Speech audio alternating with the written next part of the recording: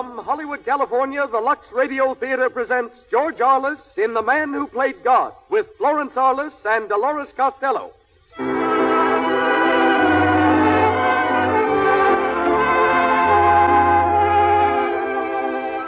Lux presents Hollywood. Welcome to the Lux Radio Theater, the theater made possible by your loyal purchases of Lux Flakes and Lux Toilet Soap.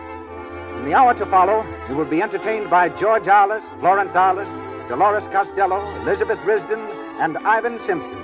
And acting on the air, Mr. Arliss' great screen triumph, The Man Who Played God, from the play by Jules Eckert Goodman, based on the story by Gouverneur Morris. Our guest is the man Hollywood has just selected as the outstanding film director of the past year, Mr. Leo McCarey, who, less than 2 weeks ago, received the Academy Award for his direction of The Awful Truth. Conducting our orchestra is Louis Silvers. This program is produced by one of Hollywood's most famous citizens and pioneers. Your host, ladies and gentlemen, Mr. Cecil B. DeMille.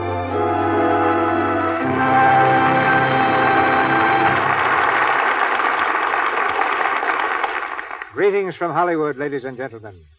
One of the most flattering sensations in life is to be asked for advice. One immediately assumes a dignified thoughtfulness and prepares to blossom forth with opinions. But for me, the dispensing of advice is no longer the delight it once was. For I have a little ghost that haunts me, with an occasional reminder that I once advised George Arliss that I didn't think he'd have much of a chance in motion pictures. Long before Mr. Arliss became famous, he was acting at a combined dramatic school and theater at Margate, England. There he took notice of a girl who seemed to go out of her way to ignore him. One afternoon, to escape from a drenching downpour, Mr. Arliss dashed into the dark and empty theater and found that the young lady had preceded him. They looked at each other. They began to talk. And out of the rain and darkness, a kind of magic was distilled. At the end of 4 minutes, he'd proposed, and the girl had accepted. George Arliss and Florence Montgomery have been married now for 39 years. Mr. Arliss' tremendous success in plays like the Darling of the Gods, Disraeli, The Green Goddess, are theatrical history. The most successful of these, Disraeli, started off as a failure. In one large city, they knew Disraeli was a man, but couldn't remember whether he was in the Old Testament or the New. In another, when Mr. Arliss injured his arm, he played the role for more than 10 weeks with his wrist in a sling, greatly amused at overhearing people say, "Why, I never knew that Disraeli had only one arm." To which someone usually answered, "Oh, yes, Disraeli always carried his right arm in a sling."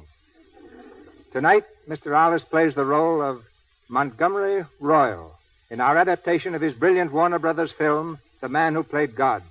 Dolores Costello is featured as Grace Blair and Mrs. Arliss as Mildred Miller. You will also hear Elizabeth Risden as Florence and Ivan Simpson as Battle in the Lux Radio Theater production, The Man Who Played God, starring George Arliss.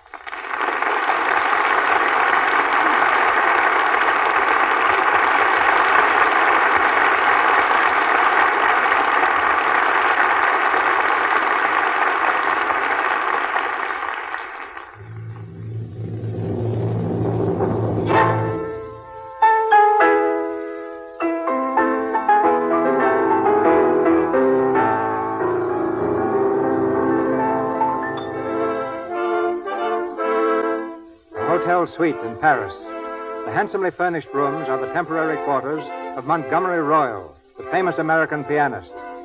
It's the afternoon of his last recital in France, and his sister Florence is feverishly sorting the day's mail. Battle, an elderly retainer who acts as a combined secretary and valet to the pianist, opens the doorway and stands there with a handful of mail.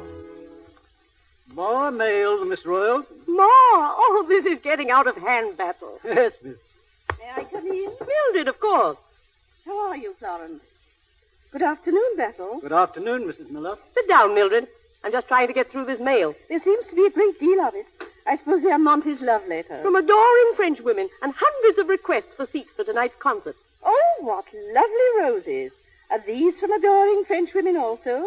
No, Grace brought those. Grace Blair? Yes. Oh, an adoring American woman. Where is Monty? He ought to be resting. Resting? Did you ever know him to rest when he ought to? He's out walking with Grace. She called with those flowers, so he's taken her out to buy her a doll or something. A doll? You sure it wasn't a ring? Mildred, what are you talking about? Grace is only a child. A child of 25? Why, come to think of it, Grace must be nearly 25. Florence, don't you ever see anything that goes on under your nose? Don't you know she's in love with Monty? Oh, that's nothing. What about all these letters? But he doesn't give those people private music lessons. Mildred, I believe you're jealous. Yes, I believe I am. I wouldn't worry. Monty's too level-headed to fall for a sweet young thing at his age. Of course, you should have married Monty years ago if you'd had any sense. But I hadn't. Well, you're an eligible widow now. It's not too late yet. Florence, there's one very good reason why I haven't married Monty, and I needn't tell you what it is. He hasn't asked you? Well, perhaps he hasn't thought of it. Why don't you remind him?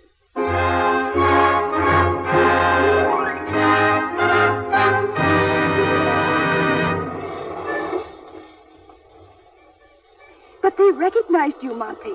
Those girls we just passed. Nonsense, my dear. Is it? Well, they've turned around, and here they come. Quick, get in the hotel, Grace. Monsieur Royle, je vous ai reconnu tout de suite. Vous êtes le pianiste. Trapped Je in vous the ai streets entendu of jouer Paris, beaucoup de 3 fois. steps Vous from allez home. signer nos livres, n'est-ce pas, monsieur? Oh, oui, yes. Votre musique est Oh, si yeah. merveilleuse. Excuse Mon me. ami et moi, nous avons Yeah. des livres pour la signature. yeah. Je vous en prie, monsieur. Yeah, excuse me. Come on, Grace. Through the lobby, no stopping. Why do you pretend you don't speak French, Monty? It saves answering questions. Look, there's Harold Van Allen waving to us. Hello, Harold. Hello, Monty. I'm coming to your concert tonight. May I take you, Grace? I'm going with Florence, thank you. Well, you can join the party, Harold. Well, au revoir. Come on, Grace. The elevator's waiting. Monsieur Royle, Monsieur Royle. Oh, no. Trapped again. Oh, Monsieur Royle. Je vous ai attendu pour vous saluer. oui, Je désirais tant vous voir. yeah, J'irai yes. vous applaudir ce Oh, soir, naturellement. yeah. Monsieur, vous êtes un artiste The- si merveilleux. Et je vous ai entendu si souvent que... Excuse me, je ne comprendais le French. Excuse me. Oh, but I speak English, too. Oh. Oh, do you? You remember me, do you not? I crossed on the Olympia with you in 1931. Madame Lavelle. Madame Lavelle. Oh, yes, of course. How do you do? Ah, monsieur, it is easy to see the young lady is related to you. I saw the likeness at once. Really, yes. My granddaughter. Indeed. But I thought you were not married. No, I wasn't then. No, not in 1931. But I'm so glad you like her. Come along, Grace, my dear. Going up. Oui, monsieur. Monty, why did you tell that woman I was your granddaughter? My dear Grace, you must give the public what they want. She wanted you to be my granddaughter. She didn't. She was just fishing. Besides, you know how terribly young you look. Yes, terrible is the word.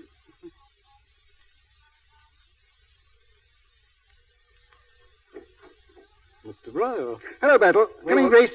we were wondering about you, sir. Thank you, Battle. Ah, Monty, here you are. Hello, my dear. We just had a nice, quiet stroll along the boulevard. Not a soul recognizes us.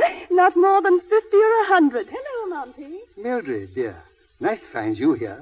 Just a flying visit. Good afternoon, Miss Blair. Good afternoon, Mrs. Miller. Grace, you know, is my protege.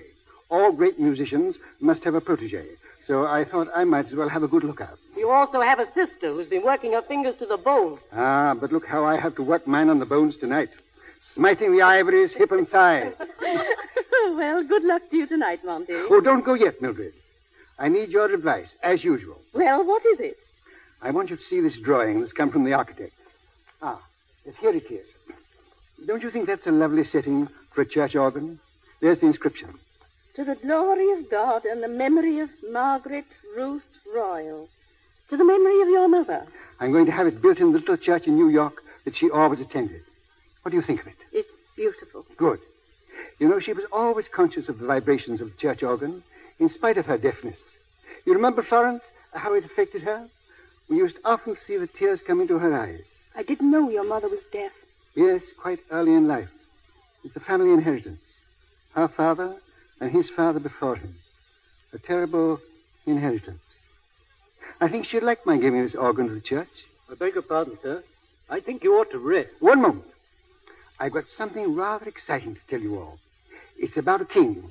King? You know, I was going home a week ago when I suddenly decided to give this concert. Yes? Well, that was because I was commanded to give it by a real live king. Nobody can command you.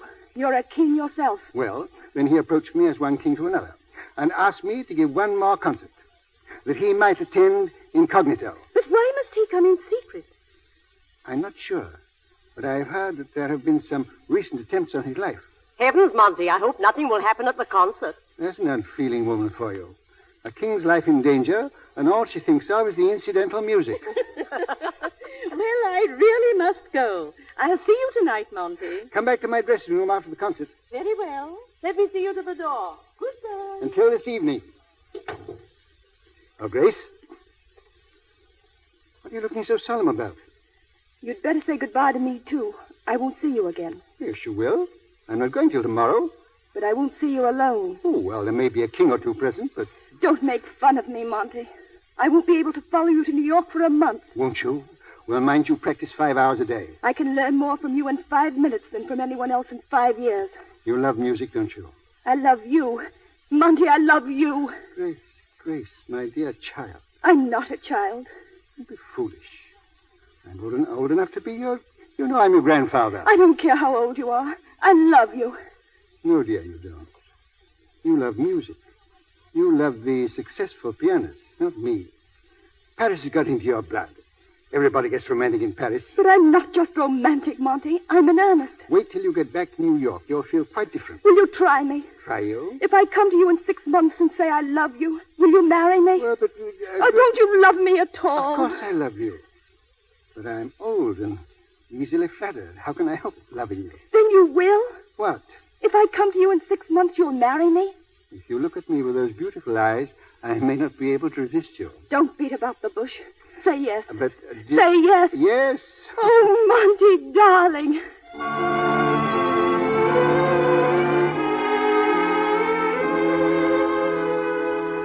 This way, madame. The seat going forward. What a crowd. Isn't it marvelous? Do you see anybody who looks like a king?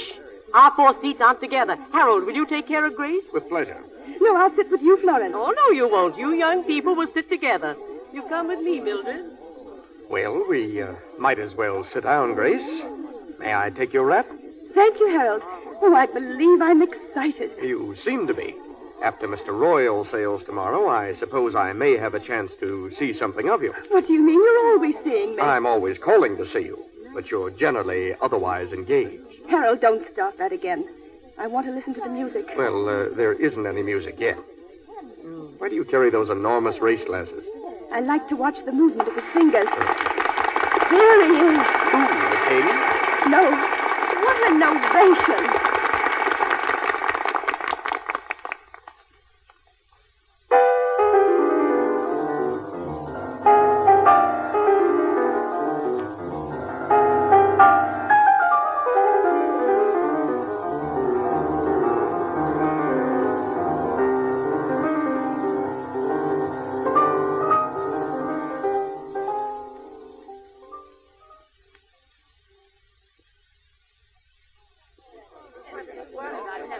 Oh, he's really the greatest. I've never heard him better. He's perfectly wonderful. No. I wonder where is Mr. Roy's dressing. I am sorry, madame. Mr. Royale never sees anyone. Shut the door, Battle. Don't let anyone in. Yes, sir. Monty. Oh, come in quickly. Monty, you are marvelous tonight. Thank you, Grace. How did the king enjoy it? The king, dear lady, didn't turn up. Court manners, I suppose. Then Mr. King really missed something. I've never heard you so inspired. Mildred, that's my very nicest compliment. Thank you. Monty, there are at least 100 autograph books for you to sign. Let Battle do it. His handwriting is so much better than mine. And then get behind that piano, Battle, and shoot anyone who calls me maestro. Monsieur Royale, Yes? His Majesty the King. Your Majesty. Maestro. Never mind, Battle. Excuse me, Your Majesty. I hope you will forgive me. Your Majesty was busy. Busy? My aide can tell you how busy. His Majesty's car broke down, monsieur. It was unavoidable. I am overwhelmed with shame. And I would have given my ears to have heard you play once again the Moonlight Sonata. Would you? Well, if Your Majesty will lend me your ears, you shall hear it now. That is generous of you. Will you be seated, Your Majesty? Thank you. Thank you.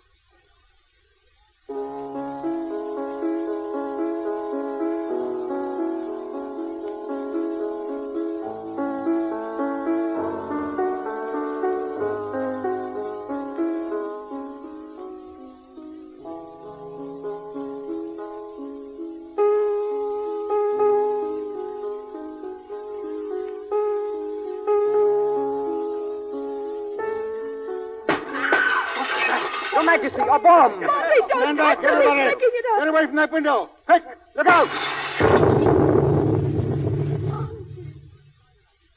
Thank God there was nobody below. Your Majesty, are you all right? Yes, but Monsieur Royle, He is unhurt, Your Majesty.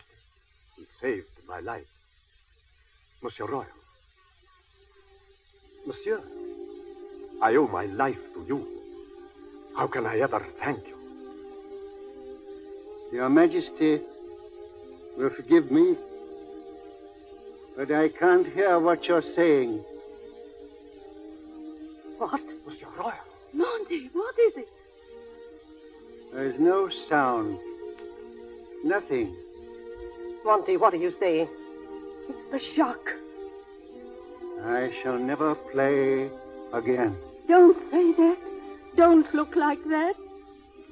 Mildred, my dear, I'm stone deaf, just as my mother was.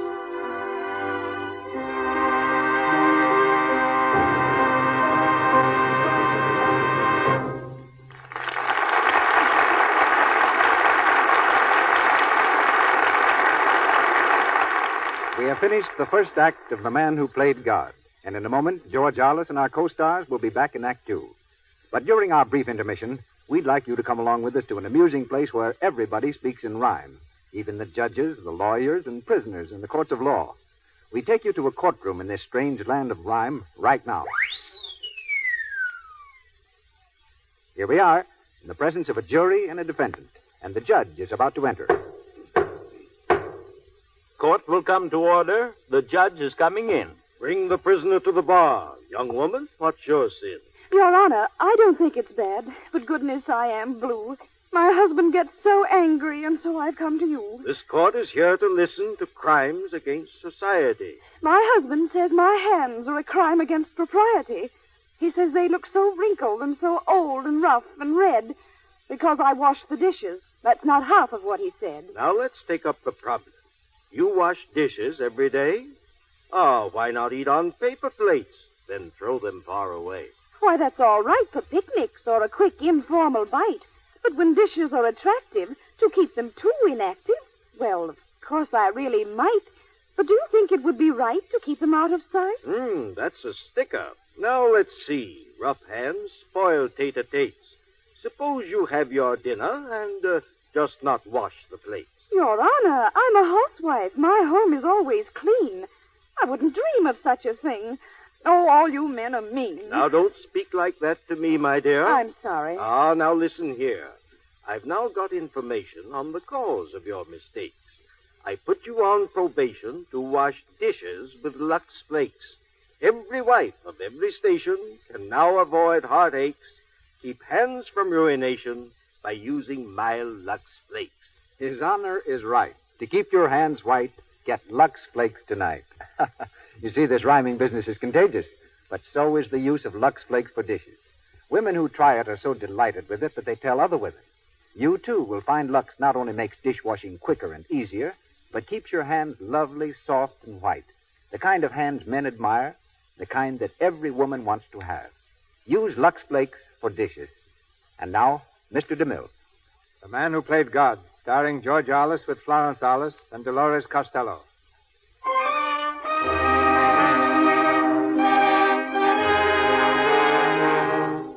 Five long months have passed, and Monty has learned that his case is hopeless, that he will never hear again. Embittered, he shuts himself away from the world, seeing only three people, his sister and Grace and the man who instructs him in lip reading.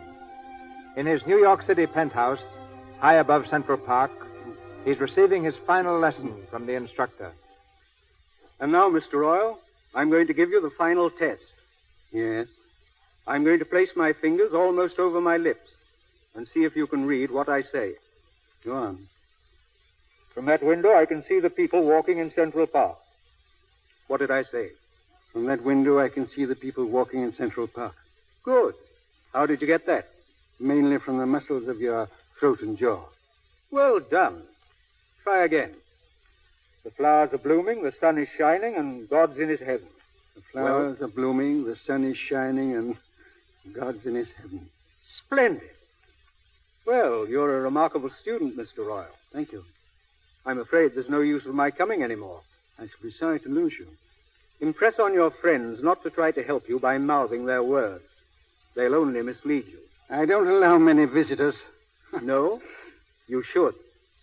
Goodbye. Oh, Mr. Royle. Try not to be irritable. And don't try to fight against fate. Ah, you're not a musician. No, I'm a philosopher. Goodbye. What's the use of it? Words, yes. But no music. No music.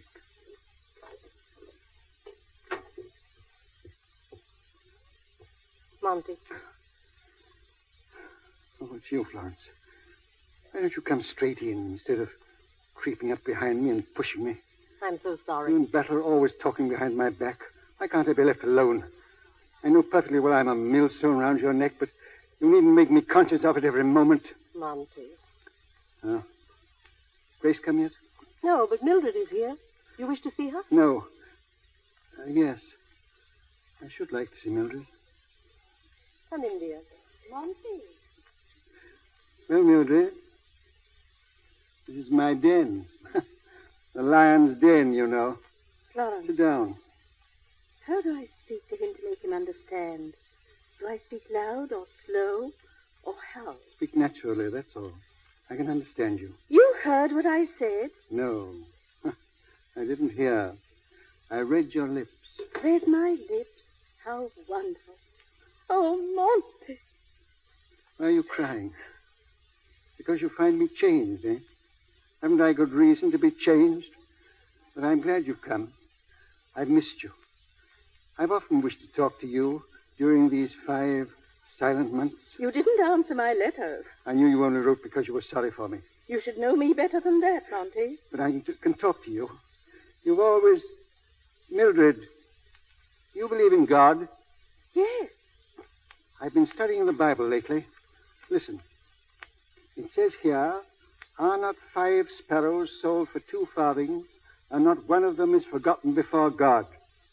You believe that? Yes. If he knows everything, why does he let such horrible things happen? Monty. You'd only left me my music.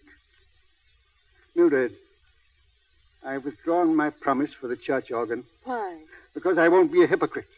He struck at me. He struck at my mother. Why should I glorify his name? Perhaps someday you'll learn why. I can't believe that he makes mistakes. Mildred, the Bible is a great book, but I'll tell you what it has taught me. You there is no God. You who were so tender, so good. There is no God. You shut yourself up here and brood on your affliction. Do you know where this will lead you? Yes, to madness. I thought of that, and how easy it would be to end it all. I've thought of that, too. Don't say those things. Monty, you've never had to test yourself before. Test myself? I'm not speaking of music. I'm speaking of life. You've had everything. Wealth, talent, social position, but you've never really suffered. A man who has never suffered has never lived. This is not suffering. This is a living death. It's your first great test. Are you going to fail? Are you? Hello. Oh, Mrs. Miller. Good afternoon, Grace. I'm so glad to see you. What do you think of Monty? Stop that. I won't have anybody ask what they think of me. I know what they think of me. He's a bad child sometimes. Sit down, Mrs. Miller. I was just going, Grace. Oh, don't let me turn you out. He sees too much of me, you know. But I must go. Goodbye, Monty. Goodbye. Thank you for coming. How are you today, Monty? Why do you say I see too much of you? You know I look forward to your coming. Monty, you make it very hard for me to say goodbye. Goodbye? You knew I was going to Santa Barbara, to the Chittendens. I'm leaving tonight. But I thought you were leaving tomorrow, Wednesday. Today's Wednesday, dear. Oh, is it? Well, one day's so much like another to me. Well, I've lost a day. That's some consolation. I feel terribly about leaving you. If I hadn't promised... Of course you must go. You need a change. Why should I need a change? Too much of me. Beginning to tell on you. Monty. Why are you carrying those field glasses?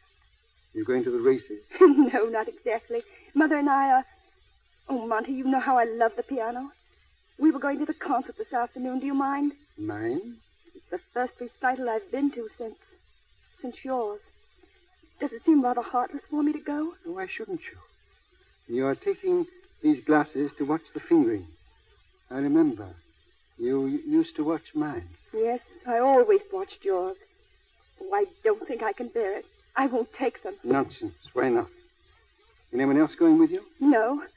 Oh, yes, I think Harold Van Allen is going to be there. Oh. He's a nice young fellow, don't you think so? Harold? He's all right. Well, I won't keep you. Have a nice holiday in Santa Barbara. I quite envy you. Why don't you come? No, thank you. I might read their lips too freely and find out what they say about me. No, thank you. I suppose there'll be a crowd. Oh, just old friends, I expect. Van Allen's an old friend of theirs, isn't he? Yes, I believe he is. Suppose he'll be there. Harold? I shouldn't be surprised. Grace, you know, if you turn your head away, I can't tell what you're saying. Will Harold Van Allen be there? Yes. Monty, do you remember what I said that day in Paris? I meant it, Monty. I mean it now. I know. Goodbye, my dear. Enjoy yourself. I'll see you the moment I come back. Goodbye. Goodbye.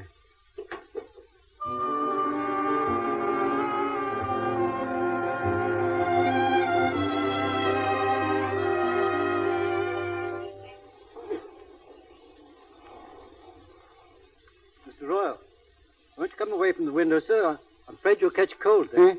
You'll catch cold with the window open, sir. I was looking down into the street. There's a fascination about height battle. I don't wonder at people giving way to sudden impulse. Mr. Royle. What's the matter? Nothing, sir. I was about to suggest, Mr. Royle, if you'd only try to play again. It's so long since you've touched the piano and your violin. Play again. I wonder if I could. Sit down, sir. Try it again, just once.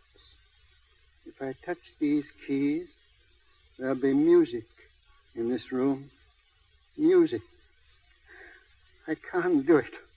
I can't. To strike the notes and hear no sound. Ghostly. Terrifying. Battle! Have these things taken away. And my violin. I can't bear the sight of them. Mr. Royle, if Don't only... argue with me. You want to drive me mad?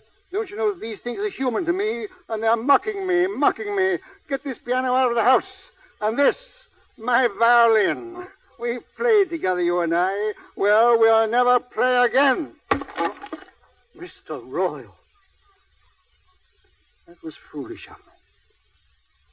Why did I do that? My violin. My old friend. I didn't mean to. I'm sorry. I've taken your life. I've taken your... That all? Yes, Mr. Royle.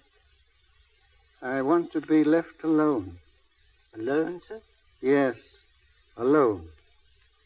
Go. Yes. Yes.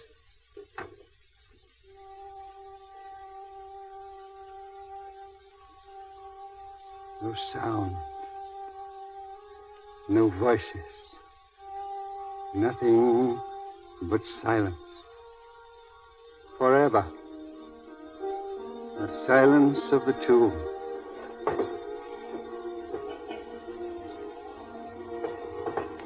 The silence of the tomb.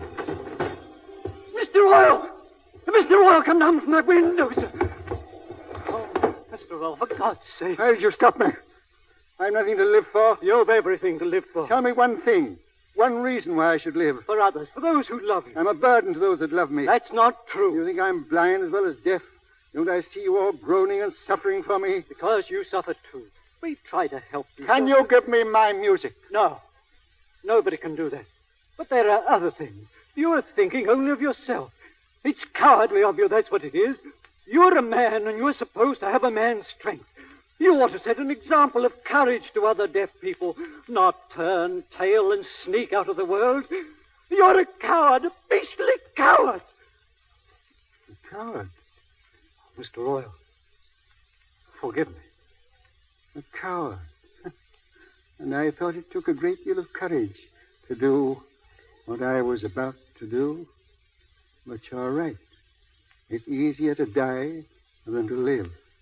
Don't ever try to do that again. There's so much beauty in the world. And so much that is ugly and brutal. The trees and the flowers in the park. Look at them, sir. Nature's beautiful. But its workings are cruel. I see no guiding hand, no method, no meaning. Here, look through these field glasses, sir. The flowers. You can almost count the petals through these. Look, sir. Look. Yes. Trees and flowers and cripples and beggars. Hunger and strife and flowers in hopeless confusion. How absurd to believe in a merciful God. But there's joy and happiness, too. You can't have just one thing. It's contrast that makes life so wonderful. Yes. Sickness, too. There's a young fellow walking down there who looks as though he hasn't long to live. The girl's got hold of his arm. These are very strong glasses. Very strong lenses. I can read their lips. What are they saying, sir? You want me to be an eavesdropper, Bettel? I want you to see and understand the misfortunes of others. Troubles that are worse than your own, sir. They're sitting on the bench. He's telling her that what the doctor has just told him. He has to go away. A long rest. There's no money. The girl holds his hand. He's crying a little. It'll cost at least $1,000. There's your god of contrast, Bettel. This boy's going to die like a neglected dog because he hasn't $1,000. It's a wonderful world for some people. It would be for him, sir, if only... Yes, if only he had the money. If he had $1,000. If he had... Bettel. Yes, sir? I want you to take a note down of that boy and girl. Take a note, sir. Sit down and write it. Yes, sir. Ready, sir? If you'll give the bearer your name and address... If you will give the bearer your name...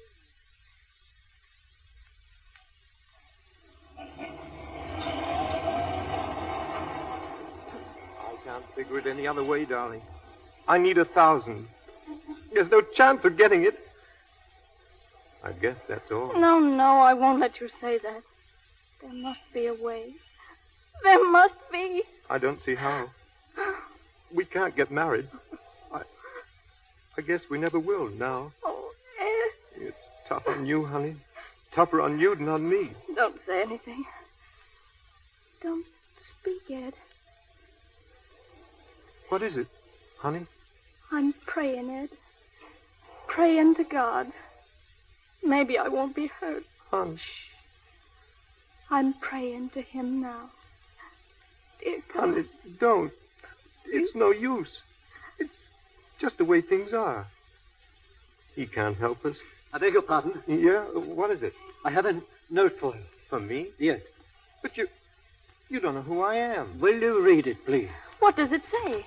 If you will give the bearer your name and address, the person who has overheard your conversation will take pleasure in sending you the $1,000. Ed! But how could anyone have overheard? There was nobody around here. There couldn't have been. Who wrote this? I'm not at liberty to say. Will you write your address here, please? Shall I? Yes. But I want to know who did this. Who sent that note? Shall we say it was a man who, for the moment, played God? Good luck to you, sir. Ed! $1,000! Who did it? Who? Ed, I prayed to God, and he heard me. He heard me. Oh, darling.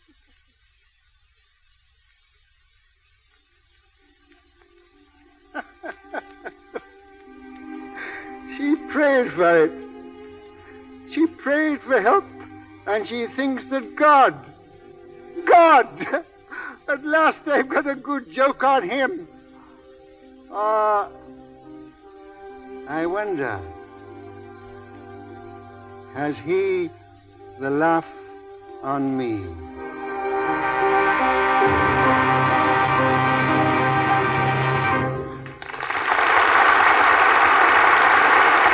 pause for station identification. This is the Columbia Broadcasting System.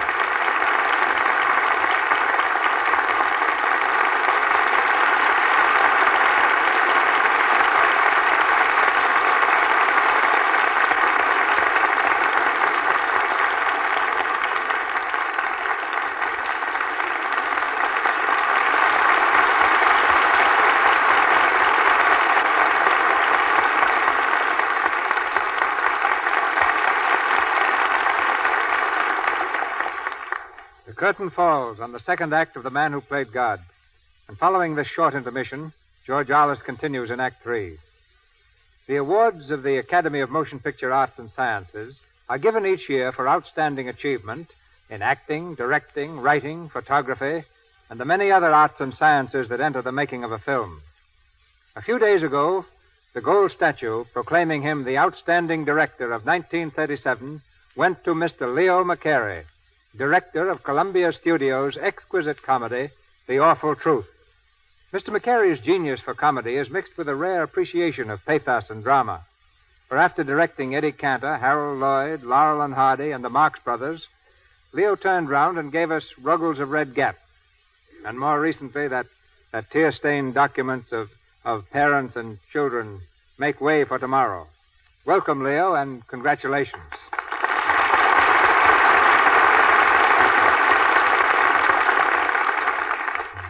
All great directors like to talk, Leo, so begin. I'd rather hear the third act of Mr. Arliss' play. Yeah, but in the meantime, we want to know something about you. How did you get your start in film? Well, CB, to tell you the truth, when I started directing, I tried to pattern myself after you. I'll never forget the first big mob scene. The crowd made me nervous, but I decided to handle them with a firm hand, like you would do it, Mr. DeMille. The scene was supposed to be the San Francisco earthquake. Oh, excuse me, Leo, but San Francisco people refer to it as the fire. Well, I'm from Los Angeles. The scene was the San Francisco earthquake. I climbed the platform and started explaining the scene to the crowd. On the first signal, I said, I want the crowd to rush in from out of the buildings, from the buildings on the left.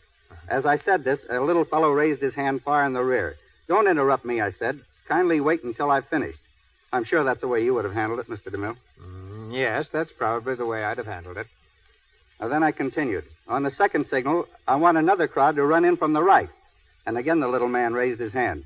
Quiet, I ordered. I asked you to wait until I was through. I'm sure that's the way you would have handled it, Mr. DeMille. Now I had absolute quiet. I was the master of the situation, and I felt it. I completed my instructions and sent for the little man. Now, what is it that you wanted to say that could possibly be more important than what I wanted to say to 350 people?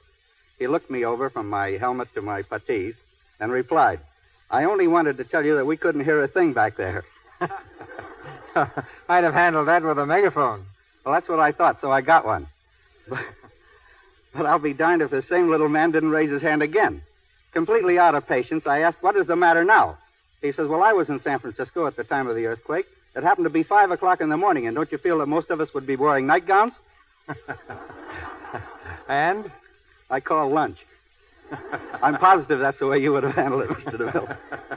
Oh, thank you, Leo. Lunch has saved many a delicate situation. Now for the awful truth. Directing that picture must have been almost as much fun as seeing it. Well, it didn't start out as smoothly as you might imagine. No? No, I'm sure Irene Dunn would have been happier if the starting date had been postponed. Cary Grant arrived on the set with his manager and suggested that his part either be built up or cut out. Even an extra man came to me and said, I just read the script, Mr. McCary, and if you don't mind, keep me in the background, will you? But that dog you had in the picture, that clever wire-haired terrier. You mean Mr. Smith? Yes, at least he was your friend, wasn't he? He didn't complain about his part. Well, he didn't say anything. He bit me. But don't get the impression that the cast was wrong, because as a matter of fact, they were very right. I sent out a hurried call for the writer, Vina Delmar, and all during the making of the picture, she worked day and night developing the story. Many of the suggestions we used came from Irene Dunn and Cary Grant, and I mustn't forget Ralph Bellamy. And the only thing that would make me happier would be if I could make another picture written by Vina Delmar with the same 3 stars. Well, you've given us some highly hilarious scenes, Leo. In your own opinion, which is the most memorable in your career? Well, the scene that stands out in my memory was anything but humorous, C.B. It was Ruggles of Red Gap, and the scene in which Charles Lawton recites Lincoln's Gettysburg Address. It's still referred to as one of the finest moments on the screen. And you deserve a world of credit. No, I don't think so. Why not? Well, you see, Mr. Lincoln wrote it, and Mr. Lawton spoke it. I just enjoyed it. Well, during 20 years in pictures, Leo, you must have acquired some peculiar habits or superstitions that might be very interesting. Oh, yes, C.B., I do have a superstition. Just one, and it's terrible. I can't seem to overcome it. Well, what is it? Well, I'm superstitious about making bad pictures. I just sort of feel they don't do anyone any good. So long, C.B., and congratulations on your fine program and your excellent product. You make a pretty good product, too.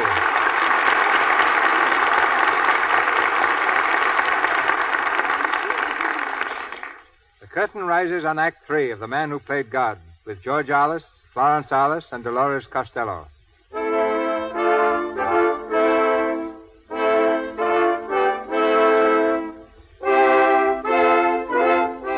In the loneliness of his room, high above the park, Monty has made his peace with God by reading the lips of those less fortunate and giving them aid.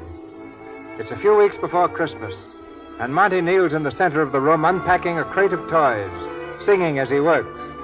Battle enters and stands beside him. Hello, Battleaxe. Getting ready for Christmas, sir. Well, what if I am? Singing, too. Was I? Well, I never had any voice, you know, and I always wished I could sing like Caruso, and now I can. Can you, sir? In my own estimation, yes. I sing and I can't hear a sound, so I imagine I'm singing like Caruso. It's a great thing sometimes not to be able to hear. Well, were the children in the park pleased with the toys I sent them? Didn't you watch them through the glasses? It's rather a lark, isn't it, Battle? It's a great work you're doing, sir. Oh, no, not great. Just a lark. But I've got a grand idea. I'm going out. Going out? Yes. I thought it all over. I'm not going to be a hermit anymore. Shall I get your hat, sir? No, not now. Christmas. Christmas? You see, Miss Grace is coming back. Is she, sir? I'm glad. Yes. Seems too good to be true. Well, at Christmas, I'm going with her into all sorts of toy shops, and I'm going to watch the children and find out just what they want. I shall be on the inside of the shop, you see, and they'll be outside looking through the window, and I can read their lips. And then you take the toys out to them. It's a good idea, Battle? It's a beautiful idea. A beautiful work, sir. Nonsense. The work will be yours. You see, you'll have to carry the toys.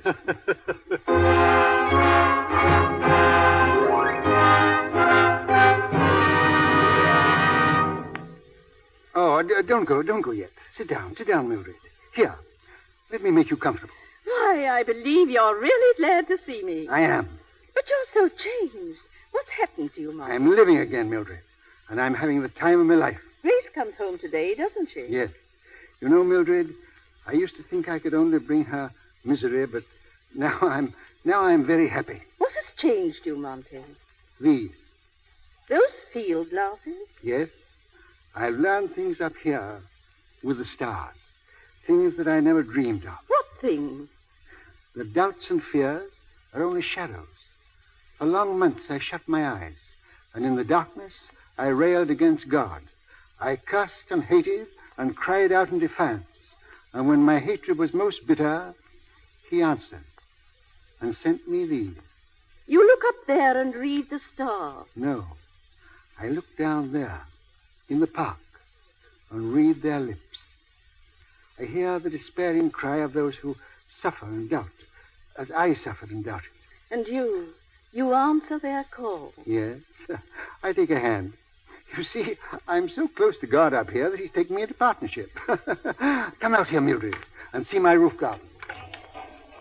See down there? Those people in the park? They were only strangers to me once. Shadows I passed and never noticed. But I'm close to them now. I know their hopes and their fears, their happiness and their misery. They need comfort and help. And you give it to them. Well, I do what I can. It's little enough. Monty, there's something sublime about this. Only business of its kind on earth. Absolute monopoly. It's been your salvation. My salvation. Through God. It was he who did it, Mildred. Now, you must excuse me a moment. I must see if there are any more customers down there. These glasses are remarkable. I never get over the wonder of them. Ah, here's a young couple coming round the park. The park's a great place for lovemaking, you know. Mildred. Yes? Who do you think it is? Someone you know. Grace. Grace, looking like one of the flowers. And young Van Allen with her. Grace and Harold? Let me look. Wait a minute. What a stunning frock she has on. And the very latest thing in hats. Can I tell you what she's saying? Monty, give me those glasses. Don't snatch. Be careful of them. Don't spy upon her. Talk to me until she comes in. Spy upon her? What do you mean? Nothing. You're frightened. What is it? I told you. Nothing. Well, it seems like looking through the keyhole. Mildred, I don't hear gossip, you know. Has there been any? Don't talk nonsense. Give me those glasses. If there's anything I should know, it's better to learn it this way. Monty. I'm going to read their lips. It's for her sake, too, you know, as well as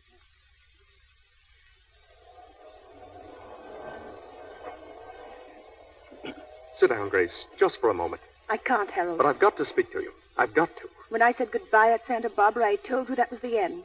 Why do you follow me to his door? Because I know that when once you enter that house, you're lost to me. I flung myself at him when he was well and famous. I can't desert him now. You've no right to gamble your whole life away just because of one rash promise. It's no use, Harold. I can't leave him like this. I can't. But you're leaving me, and you love me. You do love me. You know I do. Well, then don't ruin our happiness just because you're sorry for him. Go and tell him you've changed your mind. Harold, I'm going through with it. He's been cheated of so much, I'm not going to cheat him now. He's put his faith in me, and I won't be a quitter. Grace, dear, I won't argue anymore. But don't leave me yet. Sit here with me, please, just for a little while.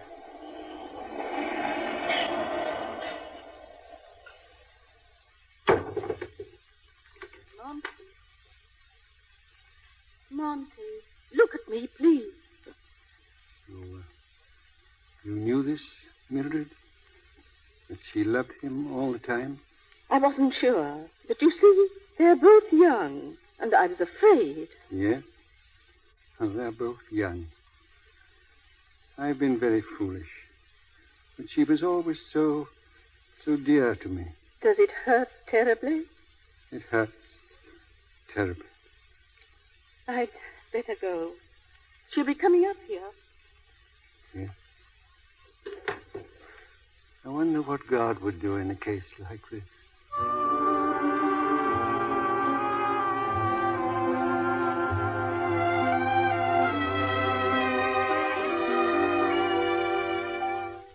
And then we had a barbecue dinner, and I cooked the steaks.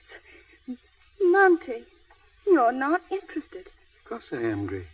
You've hardly said 2 words to me since I came. You just sit and look at me. What is it, Monty? I have to look at you to understand you, to read your lips. What did you do while I was away? Nothing, everything. Florence tells me you changed your mind about the organ. You gave it to the church after all. Yes. Monty, what's the matter? Aren't you glad I've come back? Yes. You haven't told me so. Perhaps I was waiting to see if you had anything to tell me. But I've been trying to tell you. I mean, about Santa Barbara. Santa Barbara. Oh, there's nothing to tell about that. The usual round. Nice people there? Hmm? Anybody we know? Mainly their Western friends. And, oh, yes, Harold Van Allen, of course. Yes, of course. But let's talk about ourselves. Do you know you haven't even kissed me? That's better. Monty. What? You made a compact with me. I've come to hold you to your promise. Must you, Grace? Monty. Our compact was made 6 months ago. It's a long time.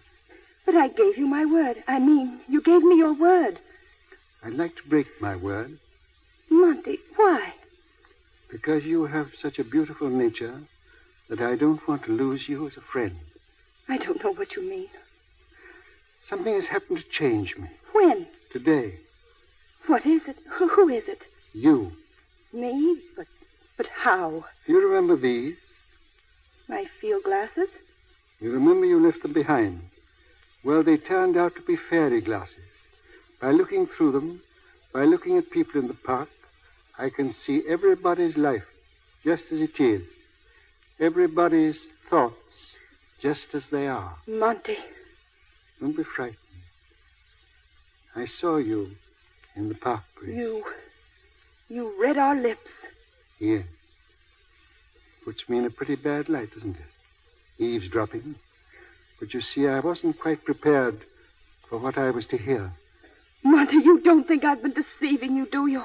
No, dear. You've just been deceiving yourself. I did love you. I do love you. Grace, since I've been living up here, close to the sky, I've learned many things. Things that hurt me, but left me spiritually better. It was music that brought us together. You know that, don't you? Yes. It was a love founded on perfect harmony, but we never looked ahead. Our love was music.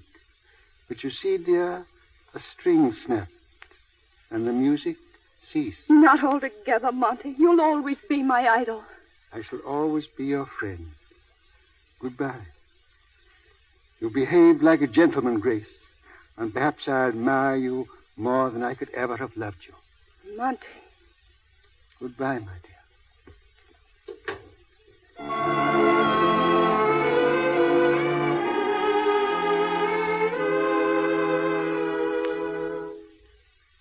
I'm beginning to be worried, Mrs. Miller.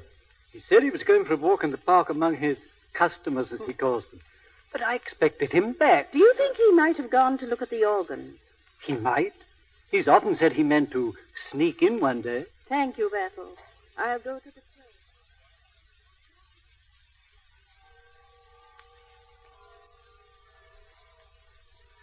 Oh, God, send him peace. Send him happiness. Give him strength. It's Monty. Monty!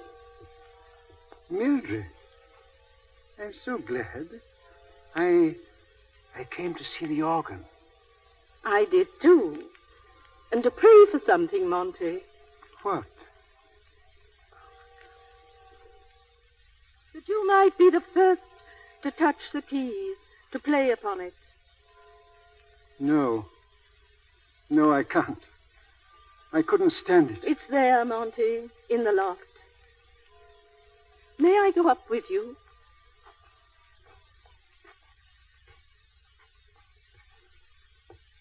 Fine organ. Grand.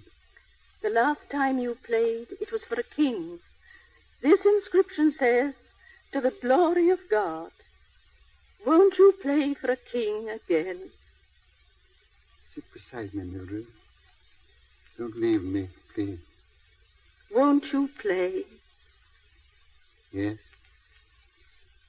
For the king.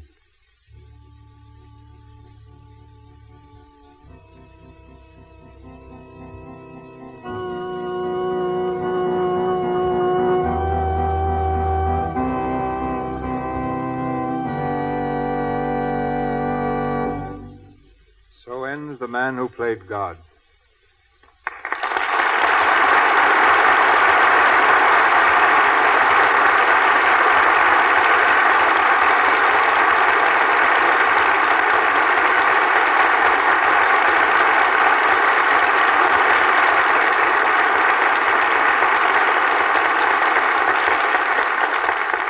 We'll hear again from Mr. Arliss in a moment. A while back, there was a wave of interest, you all remember, on the subject of child marriages. The question arose, what is actually the age of the average bride in this country? Melville Ruick has an answer for you. Here are figures based on 60,000 marriages in a large eastern state. The average age of marriage for girls was 22. 65% of the brides were under 25. Of course, these figures don't tell the whole story. For as everybody knows, women who are truly charming can marry at almost any age. Charm counts a lot more to a man than how old a woman is, how well educated, or how much money she spends on herself. For example, no man knows how much a woman's dress costs. He does know if it's becoming and dainty and charmingly feminine. Undoubtedly, that's why charming women the world over are Lux users. For Lux Flakes are made to keep your frocks just that way, to keep the colors and the fabric fresh and new-looking. You can count on these gentle flakes to care for anything that's safe in water alone, and to keep it beautiful an extra long time. To guard charm, use Lux Flakes. Now, our producer. Our debt to Mr. Arliss extends beyond his superb performance. He expected to leave for Hollywood this week to return abroad, but altered his plans in order to be with us tonight. I'm sure, Mr. Arliss, that I speak for all your listeners in wishing you and Mrs. Arliss bon voyage. Very kind of you. Thank you, Mr. Miller. The broadcast of Disraeli on this stage brought me a large number of very charming letters. Very many from middle-aged and elderly people to whom it recalled pleasant associations of their earlier life. About 25 years since I first played it. My wife and I were very gratified to find that the broadcast was able to bear comparison with the stage production. I had one letter of a more personal character from a very young lady who said that her mother didn't care for her to go to the theater, but she always allowed her to see my pictures because I was married to Mrs. Arliss. Of all the response from the film version of The Man Who Played God, the most satisfying was from a group of deaf people who for the first time learned from the picture of lip reading. They studied it, and they wrote to me and said that it opened to them a new and happy life. If our play tonight has given you entertainment, I shall feel very happy. If it has brought to you something a little beyond mere entertainment, I shall feel still more gratified. Good night. Good night, Mr. Arliss.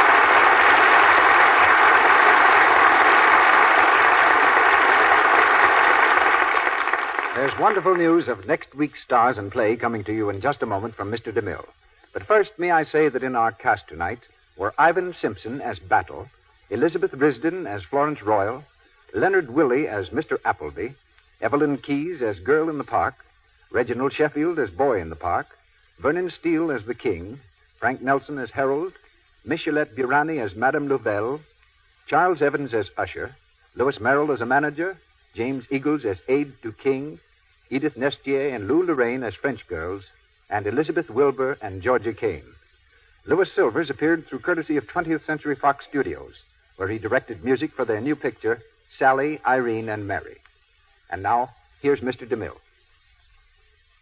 A week from tonight, the Lux Radio Theater will echo to the unforgettable melodies of Victor Herbert. Sweet Mystery of Life, Falling in Love, and Italian Street Song, all of which tells you that our play will be that tremendous success of stage and screen, Naughty Marietta. Making special trips from New York to be with us are two of the greatest and most popular singers heard today in Grand Opera, motion pictures, and on the air, Mr. Lawrence Tibbett and Miss Helen Jepson. Naughty Marietta is a dramatic play of old New Orleans. Miss Jepson will be heard as the runaway French countess, and Mr. Tibbett as the reckless American soldier.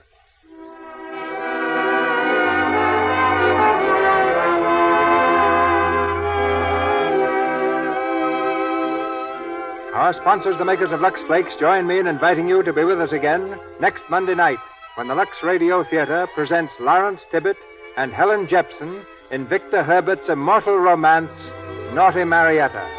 This is Cecil B. DeMille saying good night to you from Hollywood.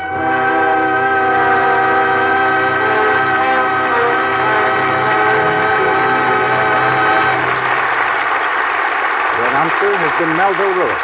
This is the Columbia Broadcasting System.